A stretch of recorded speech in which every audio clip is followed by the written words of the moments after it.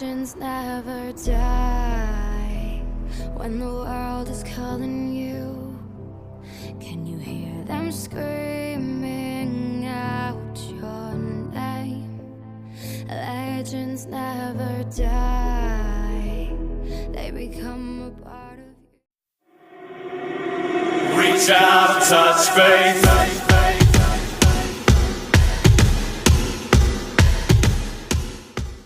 मैं एक सजेशन दूँ तो ये स्टोरी को आप लोग हेडफोन लगा कर ही सुनना, नहीं तो प्रॉब्लम हो सकता है, तो मुझे मत कुछ बोल सकते हो आप लोग।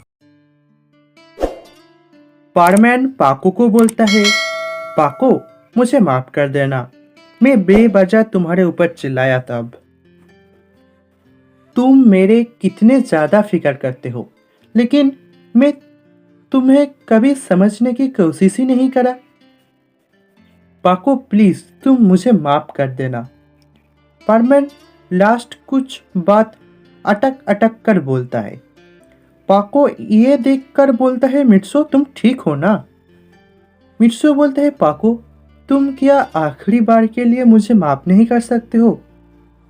मुझे पता चल गया है तुम मुझे कितना ज्यादा प्यार करते हो। तुमने तुम्हारा फेवरेट ड्रेस ही फाड़ दिया मेरे लिए, जो ड्रेस तुम्हारे लिए सबसे ज़्यादा प्यारी थे, क्योंकि तुम्हारे दादी ने तुम्हें वो दिया था और तुमने मेरे लिए वो ड्रेस ही फाड़ दिया। मुझे पता है तुम तुम्हारे दादी को बहुत ज़्यादा प्यार करते हो।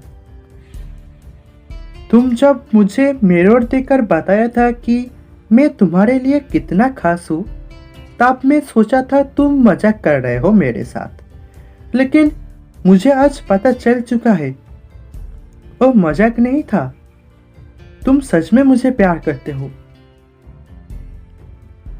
पाको क्या तुम मुझे आखिरी बार के लिए माफ नहीं कर सकते हो? मैं वादा करता हूँ मैं आपसे कभी भी तुम्हारे ऊपर गुस्सा नहीं करूँगा और ना मिचिको या फिर और किसी के पीछे भागूंगा, ना तुम्हें हार्ट करूँगा, ना तुम्हारा दिल तोड़ूंगा, मैं हमेशा तुम्हारे साथ ही रहूँगा। मित्सो के बात सुनकर पाको के आंखों से आंसू आ जाता है। पाको बोलता है, मैं तुमसे प्यार करता हूँ, सबसे ज़्यादा, मुझसे भी ज़्यादा मैं तुम्हें चाहता हूँ, तुमसे प्यार करता हूँ। सुमिरे मित्सो को बोलता है, मित्सो तुम ठीक हो ना? मित्सो बोलते हैं, हाँ मैं बिल्कुल ठीक हूँ, बस कंधे पर थोड़ा चोट लगा है, इस वजह से थोड़ा दर्द हो रहा है, लेकिन दर्द हो रहा था। जब तुम साथ में होते हो तब क्या कोई दर्द होता है? कोई चोट नहीं होता है। मित्सो फिर बोलता है, आई लव यू पाको, रियली आई लव यू, और मित्सो बेहोश हो जाता है। मित्सो बेहोश होकर नीचे जमीन पर गिरने ही वाला होता है। पाको उसको पकड़ लेता है। पाको मित्सो को पकड़कर बोलता है, मित्सो क्या हुआ? मित्सो तुम्हें क्या हुआ? मित्सो तुम ठीक हो ना? प्लीज मित्सो आंखें खोलो, मित्सो मेरे साथ बात करो, मित्सो मित्सो। लेकिन मित्सो कोई रिस्पॉन्स ही नहीं देता है। पाको डर जाता है। पाको पारमैन को गोद में उठा कर लेता है और सीधा पारमैन को लेकर घर की तरफ जाने लगता है। पाको और किसी के तरफ कुछ ध्यान ही नहीं देता है। पाको पारमैन को लेकर घर पर आता है और कॉपी को जल्दी से एक डॉक्टर बुलाने के लिए बोलता है। कॉपी जल्दी से एक डॉक्टर को बुलाता है। डॉक्टर आने के पहले ही पाको पारमैन की पारमैन सेट उतार देता है, जिससे कि डॉक्टर को पता ना चले ये पारमैन है। डॉक्टर आकर मित्सो के चेकअप करता है। डॉक्टर बोलता है, इसने शायद कुछ ज़्यादा ही भारी चीज उठाने की कोशिश करा या फिर उठाया था, और इसलिए ही इसके कंधे पर चोट लगा है और कंधे के दर्द के वजह से ही ये बेहोश हो गया है। शायद इसने पहले कोई चेकअप नहीं कराया। इसके चोट के बावजूद भी शायद ये कुछ हेवी काम कर रहा था, इसलिए ही इसका कंधे का दर्द बहुत ही ज़्यादा बढ़ गया है और ये बेहोश हो गया है। लेकिन चिंता की कोई बात नहीं है, मैंने दवाई दे दिया है।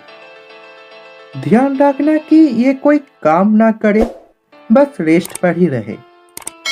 इसे कुछ दिन रेस्ट पर ही रहने देना और टाइम टू टाइम मेडिसिन खिला देना। ये जल्दी ही ठीक हो जाएगा। सुमीरे का रोबोट डॉक्टर को थैंक यू बोलता है। डॉक्टर वहां से चला जाता है। रोबोट पाको से पूछता है ये सब कैसे हुआ। पाको और रोबोट फोरहेड टच करता है और सब बात पता चलता है रोबोट को। रोबोट बोलता है तुम मिस्सो के पास ही रहना और उसके अच्छे से ख्याल रखना। दोनों कुछ देर बात करता है एक दूसरे के साथ। फिर रोबोट बोलता है मैं चलता हूँ, एक छोटा सा शूटिंग है, जल्द ही खत्म कर लौट जाऊंगा, तुम मित्सो के ध्यान रखना। रोबोट घर से चला जाता है शूटिंग करने के लिए। पाको मित्सो के बगल में ही बैठा रहता है। मित्सो के बालों को सहलाता है और पाको मित्सो को लेकर खो जाता है। कुछ देर बाद मित्सो का होश आता है। मित्सो देखता है वो एक बेड पर लेटा हुआ है और उसके बगल में पाको बैठा हुआ है। मित्सो रूम के चारों तरफ एक बार देखकर बोलता है पाको ये क्या तुम्हारा घर है। पाको मित्सो के बात सुनकर बोलता है हाँ मेरा ही मतलब मेरा ही घर, तुम ये मान सकते हो। मैं जब चाहूँ यहाँ पर आ सकता हूँ और जितना दिन खुशी में यहाँ पर रह सकता हूँ। मित्सो बोलता है ये किसका घर है, बहुत ही खूबसूरत है। पाको बोलता है मेरा बेस्ट फ्रेंड सुमीरे का घर है। मित्सो सुमीरे का नेम सुनकर चौंक जाता है। मित्सो बोलता है पाको तुम मुझे ये यहाँ पर क्यों लेकर आए। पाको बोलता है तुम्हें कोई कुछ नहीं बोलेगा यहाँ पर, और तुम बेड से उठना मत, चुपचाप लेट जाओ यहाँ पर, डॉक्टर ने तुम्हें रेस्ट करने के लिए बोला है। मित्सो बोलता है लेकिन यह तो मिस सुमीरे का बिस्तर है, यहाँ पर मैं कैसे लेट सकता हूँ।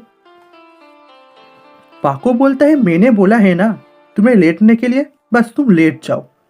मित्सो पाको के बात मान लेता है और वहां पर लेट जाता है।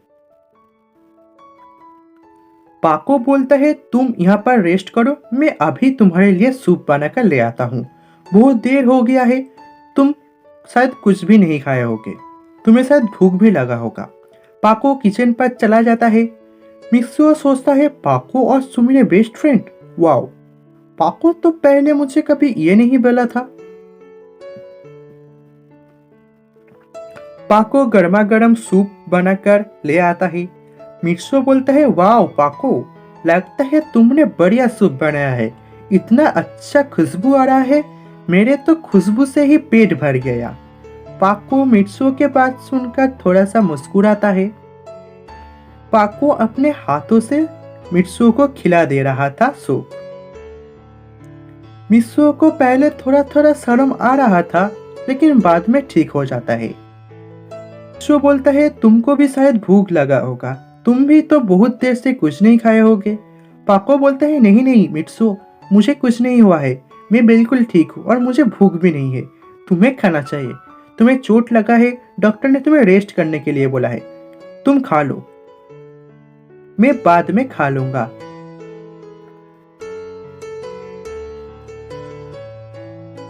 मित्सो बोलता है ऐसा तो नहीं चलेगा, तुम्हें भी मेरे हाथ से खाना ही होगा। मित्सो पाको के हाथ से स्पून ले लेता है और मित्सो पाको को खिला देता है। पाको को भी बहुत अच्छा लग रहा था और मित्सो को भी, दोनों ही एक दूसरे को एक ही स्पून पर खिला दे रहा था, दोनों ही एक दूसरे का झूठा खा रहा था, बड़े ही प्यार से, बड़े ही शिद्दत से।